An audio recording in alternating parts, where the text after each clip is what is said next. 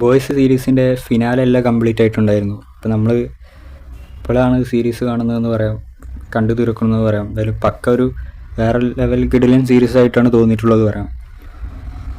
എന്തായാലും നമ്മുടെ season 1 peak ലെവലൊക്കെ ആയിരുന്നു, സീസൺ 3 വരെയൊക്കെ. എന്തായാലും സീസൺ 4 ഡൗൺ ആയി പോയതെന്ന് പറയാം. 4ഉം 5ഉം ഏകദേശം ഡൗൺ ആയി പോയെന്ന് പറയാം.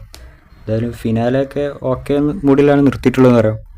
പിന്നെ എടുത്തു പറയേണ്ടത് നമ്മുടെ ഹോംലാൻഡർ തന്നെയാണെന്ന് പറയാം. നമ്മുടെ ആൻ്റണി സ്റ്റാറിൻ്റെ പെർഫോമൻസാണ് ഈ സീരീസിനെ ഇത്രത്തോളം മികച്ചതാക്കിയതെന്ന് പറയാം. പിന്നെ അതുപോലെ തന്നെ നമ്മൾ ബുച്ചറും കട്ടക്കായിരുന്നു എന്ന് പറയാം. നോക്കുകയാണെങ്കിൽ ഈ സീരീസ് പക്ക ഒരു വയലൻറ്റ് സീരീസാണെന്ന് പറയാം. എല്ലാ സംഭവങ്ങളും ഉണ്ടെന്ന് പറയാം ഈ സീരീസിൽ.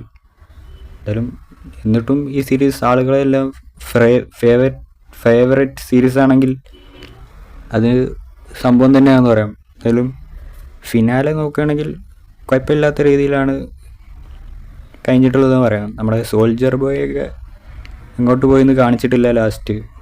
എന്തായാലും ഇനി സോൾജർ ബോയുടെ ഒരു സ്പിൻ ഓഫ് സീരീസ് വരുന്നുണ്ടെന്ന് പറയാം.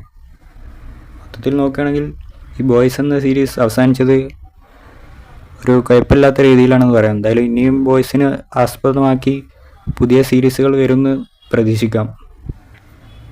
എന്തായാലും നമ്മുടെ ഹോംലാൻഡറാണ് ഈ സീരീസിൽ മികച്ച് നിൽക്കുന്നതെന്ന് പറയാം.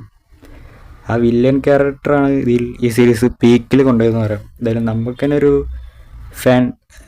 ഫാൻ വൈസ് ഉണ്ടാക്കിയ ഒരു ക്യാരക്ടറായിരുന്നു ഹോംലാൻഡർ എന്ന ക്യാരക്ടർ.